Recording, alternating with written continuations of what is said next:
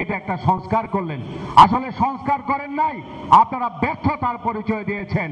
24-এর গণঅভ্যুত্থানে আমরা ছিলাম আন্দোলনের সিপাহসালার। আমরা যারা জনপ্রতিনিধি ছিলাম প্রত্যেকে আমরা মাঠে ছিলাম।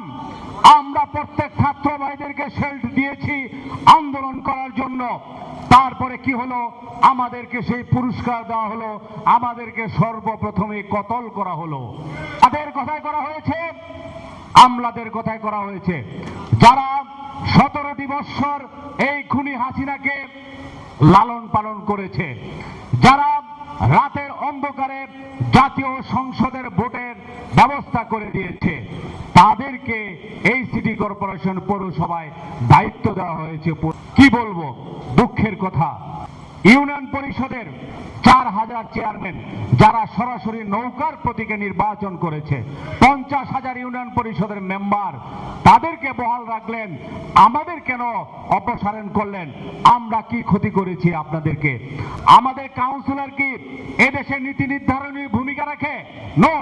কাউন্সিলর সাধারণ, তারা কি করে? জনগণের সেবা করে।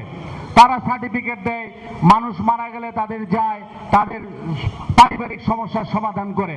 আপনারা কি করলেন? আপনারা দেখালেন এটা একটা সংস্কার করলেন। আসলে সংস্কার করেন নাই, আপনারা ব্যর্থতার পরিচয় দিয়েছেন। যে আমলাদের কথায় আমাদেরকে অপসারণ করেছেন, আজকে প্রত্যেক সিটি কর্পোরেশনে গিয়ে দেখেন, পৌরসভায় গিয়ে দেখেন, তারা শত শত কোটি টাকা টেন্ডারের নামে, তারা উন্নয়নের নামে তারা দুর্নীতি করছে। তারা কোটি কোটি টাকা এদেশের রাজস্ব থেকে তারা নিয়ে যাচ্ছে। প্রিয় বন্ধুগণ, সরকারের যারা দায়িত্বশীল আছেন, আপনাদেরকে অনুরোধ করব, আপনারা আমাদেরকে পুনর্বহাল করুন। আমরা আপনাদের সাথে কাজ করতে চাই। আমাদেরকে পুনর্বহাল করুন। আমরা এই দেশের জনগণের যে দুঃখ দুর্দশা আছে, আমরা সাথে থেকে লাঘব করতে চাই।